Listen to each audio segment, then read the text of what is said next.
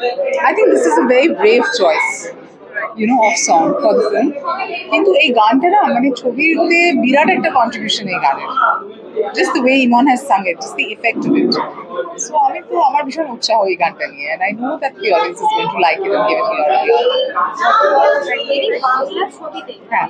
এরকম একটা ক্যারেক্টার করা, সেখানে এরকম একটা শিরোল জাগানো গান, তো সেখানে নিজেকে কতটা ফিট করাতে পারলে, কতটা প্রাউড ফিল হচ্ছে? দেখো আমি না সেরকম ভাবে এফর্ট নিয়ে নিজেকে ফিট করার কোনো চেষ্টা করিনি। I tried my best to be as effortless as possible. আর স্ক্রিপ্টটা যেহেতু খুব সুন্দরভাবে লেখা, it was a very well written compelling investigative thriller, আমাদের কাজটা একটু সহজ হয়ে গেছে। And I am happy with what I have seen. আর বাকিটা তো পুরোপুরি অডিয়েন্সের উপর। বাংলায় পরপর দুটো এত সুন্দর সুন্দর কাজ তোমার এলো, তো সেটা নিয়ে যদি একটুখানি জানো। সেটা নিয়ে I think I just thank god for the opportunity. আমি কলকাতার মেয়ে, এখানেই বড় হয়েছে, এই বাংলা ইন্ডাস্ট্রি দিয়েই আমার কি বলে হাতের খড়ি, বিকজ আই স্টার্টেড হিয়ার। তো এখানে কাজ করে ভালোই লাগে। They are my people, it's great, it's wonderful actually. হ্যাঁ মানে যেখানে বলে শিবপুর বলে না, তার আগেও আমি ছবি করেছি, অন্তর্লীন করেছি, ফ্ল্যাট 609 করেছি, ভূতের ছবি। তো এইটা বেসিক্যালি একটা অন্য ধরনের ছবি, যেটা আমরা খুব প্র্যাকটিক্যাল গ্রাউন্ডে, কোনো গল্প নিয়ে নয়, মানে কোনো রকম ফিকশন নিয়ে নয়, কিন্তু যেটা আমি শিবপুরে ট্রাই করেছিলাম যে সত্যি ঘটনা অবলম্বনে কিছু জিনিসটা। তো সেক্ষেত্রে দুর্গাপুর জাংশনে সেইভাবে একটা আলাদা ফরম্যাট আছে, যে ফরম্যাটটা হচ্ছে যে মানে অ্যাকচুয়াল রিয়েল টাইম ইনভেস্টিগেশন কিভাবে হয়, এবং সেই সঙ্গে যে গানটাকে ম্যাচ করানো, যে গানটা কিন্তু সবসময় ব্যাকড্রপে চলছে, এবার সেটা কিভাবে একটা রহস্যকে সলভ করে বা তার ব্যাকগ্রাউন্ডটা তৈরি করে, সেইটার জন্য স্পেশাল গানটা আজকে আমরা তৈরি করেছি। হ্যাঁ মানে তুমি যদি ছবি বা গানের ক্ষেত্রে যদি এটা ভাবো, তাহলে ইয়েস, সেটা তো এই ধরনের ইয়েতে মানে একটা, যখন যেটা টিপিক্যালি হয় যে থ্রিলার ছবিতে আমরা এমন কিছু গান রাখি না বা করি না যেখানে সেটা আউট অফ কনটেক্সট হয়ে যায়।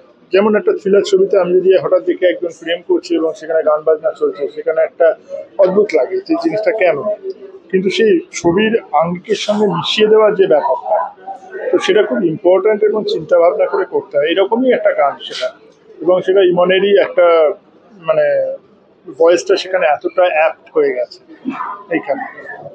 তো আমি বলবো যে এই ধরনের গান কিন্তু অ্যাকচুয়ালি আমরা শুনিনি বা দেখিনি বা করিনি বাংলা ছবিতে। একমাত্র আগেকার দিনে যদি আমরা ধরি যে কুহেলি বা কোনো ধরনের ছবিতে খুব অ্যাপ্রোপ্রিয়েট গান হতো তখনকার দিনে, তো ইদানিংকালে সেরকম শোনা যায় না। ইদানিংকালে কি হয়, মিউজিক ডিরেক্টররা নিজেদের পছন্দ মতো গান বুঝে দেওয়ার চেষ্টা করেন বা করেন, এখানে তা নয়, কিন্তু এখানে আমরা গোড়াতেই গল্প অনুযায়ী গানটা এনেছি, সেখানেই এনেছি। তো দ্যাট ইজ ভেরি ইন্টারেস্টিং। সেটাই মানে সিনেমাটা দেখলে বোঝা যাবে কেন গানটা রাখা হয়। কারণ ব্যাপারটা হচ্ছে, যখন ওরা গানটা তৈরি করে, বেসিক্যালি যখন আমরা গানটা শুনি প্রথমে ওদের হামিং করে বা করে, কারণ আমি এইখানে আমার রেফারেন্স পয়েন্ট ছিল স্কাইফল, ঠিক আছে?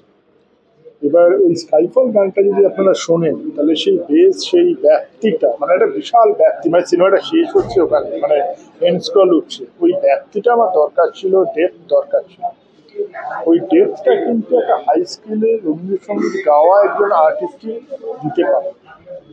তো সেই হিসেবে ইমন এসছে। হয়তো আরো অনেক ভালো রবীন্দ্রসঙ্গীতের গায়ক আছেন বা গায়িকা আছেন, সেটা কথা না, কথাটা হচ্ছে যে এই ফিল্ম দুনিয়াতে না কি হয় টিপিক্যালি, তখন এমন একটা গলা বা ভয়েস চাই, তখন লোকে সেটাকে রিলেট করতে পারে। ওকে, তো ইমন এখানে খেটেছে, খুব খেটেছে কিরকম, মানে ও, আমরা 2 দিন আগে ডেট দিয়েছি বা 3 দিন ডেট দিয়েছি, ও বলেছে আমি পারবো না, মানে নিজে বলে দিল আমি পারবো না। তারপর 7 দিন বাদে সেই গানটা রেকর্ডিং টাইম দিল। তার মানে কি হলো, ওই সময়টা ও পুরোটা প্র্যাকটিস করলো গানটাকে, মানে এতটা টাফ। শুধু তাই নয়, একদিন নয়, ও 2 দিন এসেছিল রেকর্ডিং।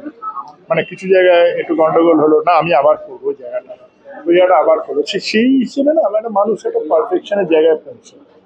তো সেই জন্যই মন চাল, আর কিছু।